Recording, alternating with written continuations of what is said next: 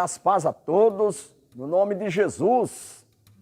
Olha aqui, nós estamos mais uma vez, semanalmente, agora caminhando para o final do ano. Estamos já entrando aí respirando já o ar de um ano que está indo embora, né? É ano de Copa do Mundo, foi ano de eleição, olha aí que coisa. Mas vamos lá meditar na palavra, né? Para esse é o nosso objetivo aqui. Há muitas vezes, uma falta de entendimento em relação à vinda de Cristo, à vinda de Jesus.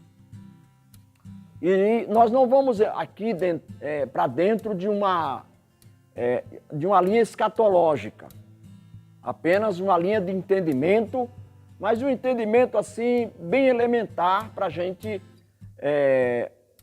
conseguir entender essa maneira que Jesus veio aqui na terra, veio trazer a graça de Deus sobre as nossas vidas, não é? Quando a gente fala da graça de Deus, a gente está se relacionando com uma era, com uma dispensação, como um período de tempo.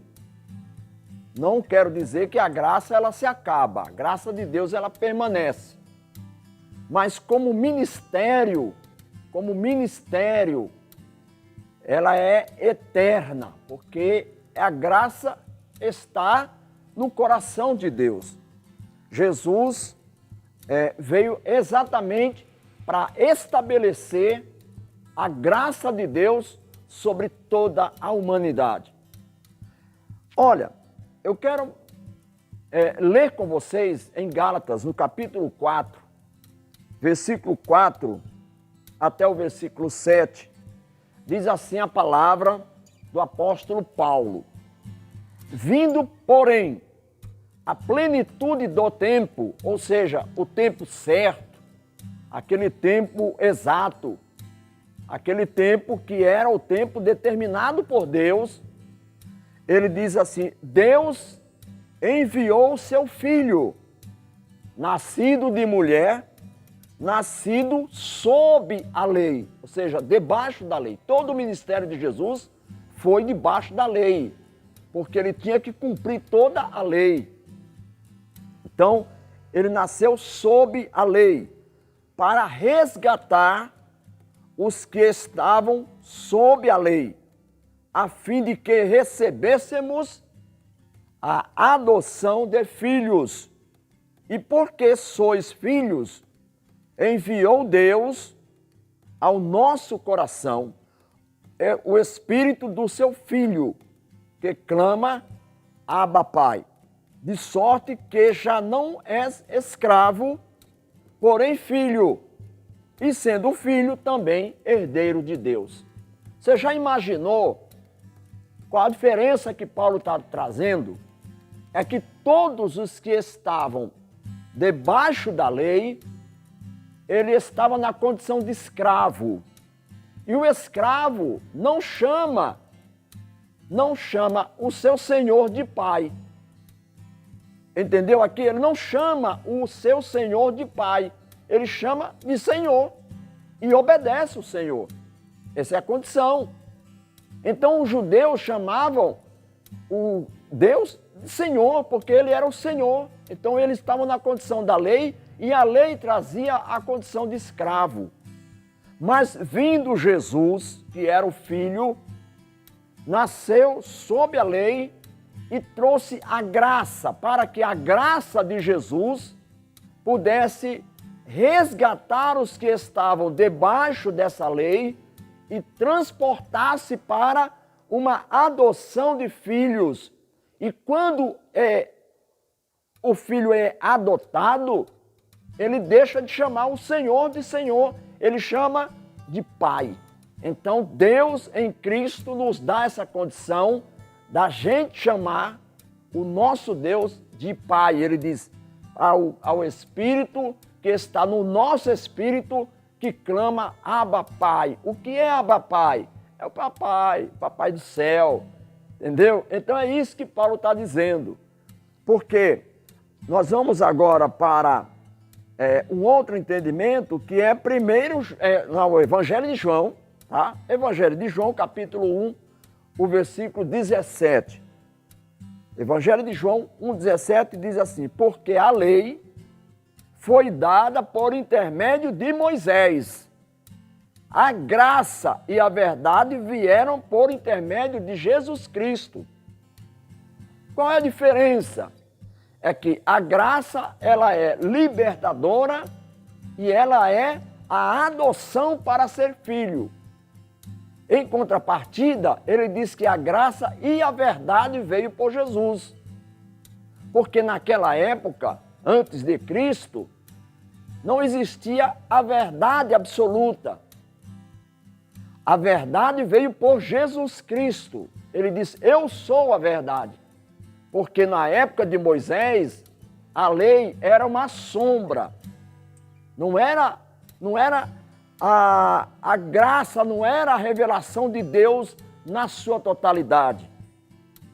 Moisés trazia todas as ordenanças, todos os sacrifícios, tudo aquilo que precisava ser obedecido.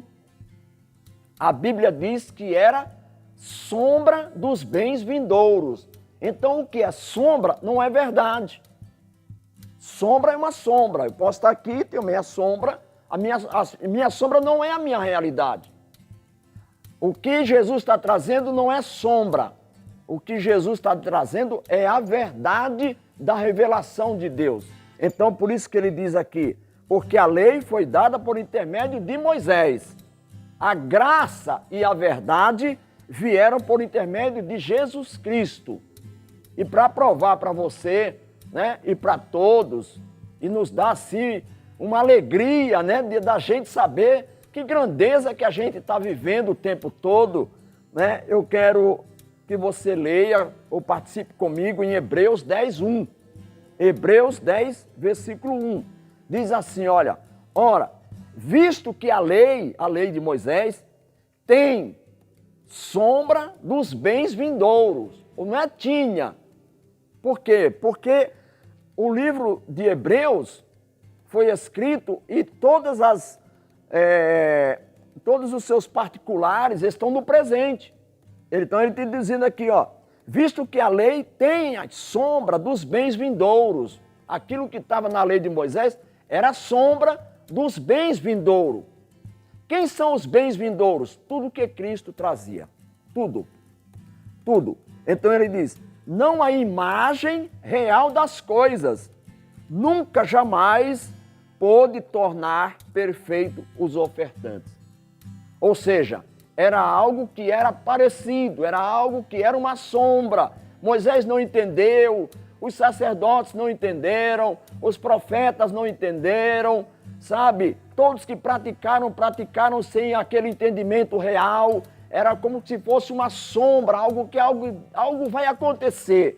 Os profetas anunciaram: olha, vai acontecer, Deus vai visitar o nosso povo, o Messias está vindo. E quando Jesus vem, ele traz a graça e a verdade, que era tudo aquilo que era praticado, até a matança dos animais, né, dos bodes, dos carneiros, né, para pagar e apagar os pecados dos judeus.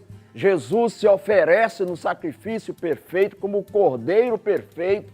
Aqui apóstolo João, né, não era apóstolo João, era João Batista, ele viu Jesus na praia, ali andando, e ele disse: olha lá, aquele é o Cordeiro de Deus que tira o pecado do mundo. Não é o bode, não é o touro, não é os animais, não é um cabrito. Não, era ele mesmo, Cordeiro perfeito, derramaria o seu sangue, e ali ele estabeleceria a graça e a verdade de Deus para toda a humanidade, para todos gozarem dessa humanidade. Como é que você está gozando? A graça de Deus, ela traz gozo, ela traz alegria, ela traz o seu grande benefício.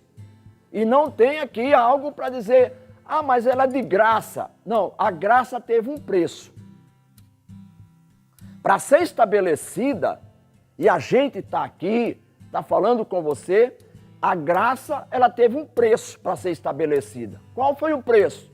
O preço da humilhação, o preço da traição de Jesus, o preço da condenação, o preço de uma coroa de espinho, o preço de ser esbofeteado, o preço de ser cuspido, o preço de ser julgado um inocente, o preço de ser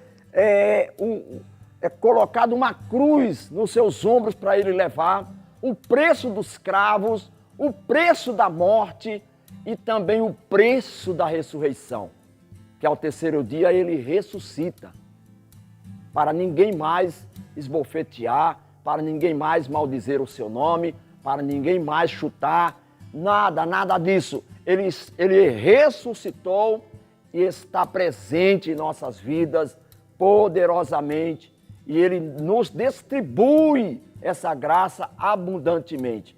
Quer ver, ó? Abre aí a sua Bíblia para a gente terminar em Romanos 5:17. Romanos 5:17 diz o seguinte: se pela ofensa de um e por meio de um só reinou a morte, muito mais os que recebem a abundância da graça e o dom da justiça, que acontecerá, reinarão em vida por meio de um só, a saber, Jesus Cristo. Reinarão em vida. Está escrito aqui, ó, Romanos 5:17. Quem recebe a abundância da graça, reinarão em vida e participa do dom da justiça de Deus.